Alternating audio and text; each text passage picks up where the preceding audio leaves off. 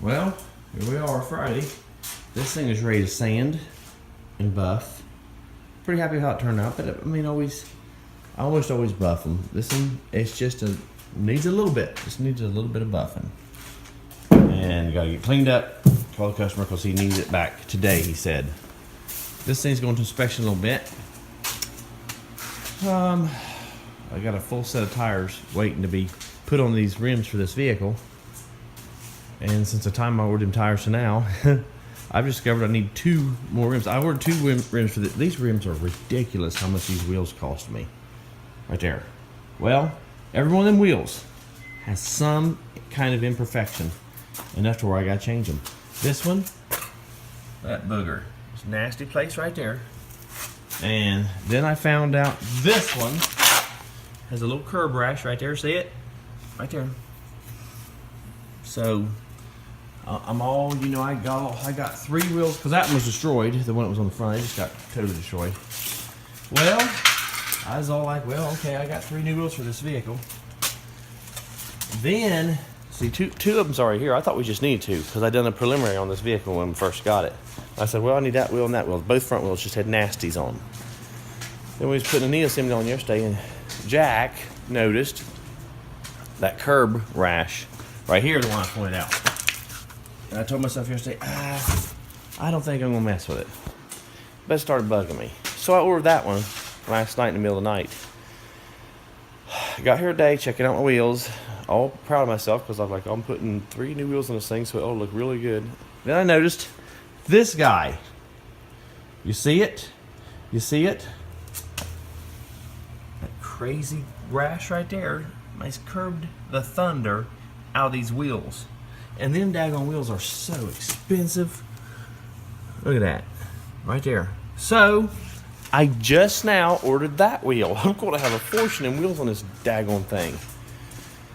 I left myself a window on this thing to the buyer, and these are the reasons you leave that window. It's hard to give a set price. And even when you leave that window, sometimes you hurt yourself. I probably did on this one, but I got to stay in that window. Anyhow, if you know how much them wheels cost a piece, it's just ridiculous. It's so ridiculous. But like I said, I'm gonna stay in my target range on this vehicle. And you know, I got 2 fellers lined up in that price range, so I got to stay in that target range because both parties were told the price on this vehicle.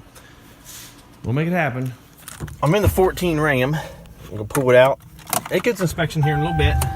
I think we're on a go on this thing. It's a good looking truck. I don't know what all that stuff's going on. I still can't believe it ain't got no more junk than it's got on it with the big radio. But it don't. Now listen, it don't. Settings, display. I don't know. Ain't nobody got time for that. Here's the. Check out that shifter. Drive. You know, it'll pick itself. 8 speed. I've told you this. So this thing's going. But what I'm doing right now, it's not bad outside right now. So I'm going to take that big dually out here and wash it. Customer's going to pick it up noonish, 1ish, somewhere in there. He's going to return it today. I guess he don't have to clean it out inside. I guess the company is going to clean it out. They don't even have to have it real clean on the outside, but I don't want to let it leave here nasty, dirty, because I charged a fair. I don't mean a fair huge. I mean a fair, even, balanced price for the job. So I'm gonna give him a wash job. All right, we got a clock spring coming. It's you know, car guys know what it is, but people that ain't car guys might not. The clock spring goes between the steering wheel and the steering column. Got one coming for this because they go bad. We sold that car to Jack a long time ago, but it's giving problems. There's pretty common. There goes the Dodge truck to inspection. You're gonna have to start commenting about that guy that does such a good job taking these cars to inspection too. The delivery man, yeah. Delivery man. Flunky. No, I said gopher, not flunky, gopher. Thanks, Jack. Gopher's not a bad word.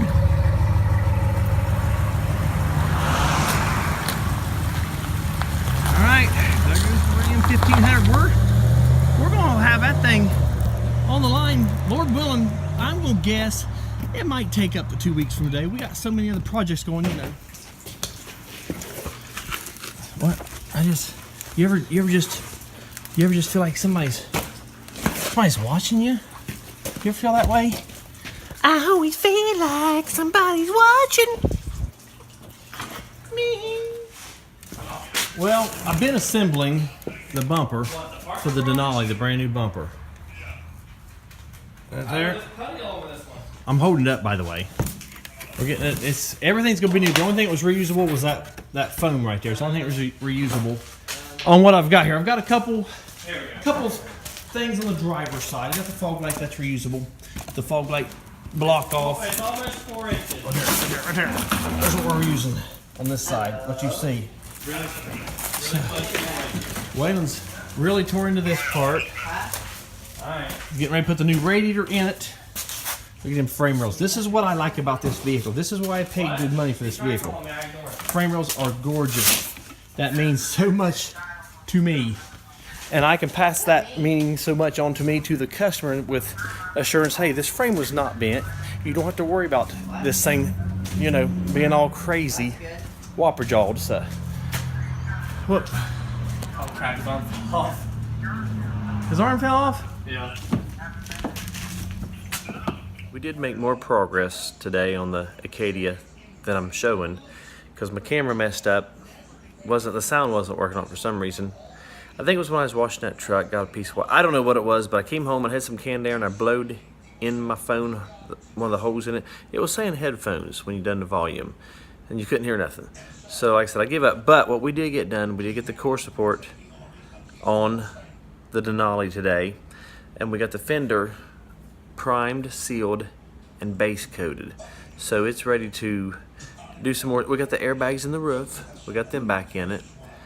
But right now we still have the dash out. Let's see, what am I waiting on? Well, we're gonna put a steering column in that thing because that steering column is goobered.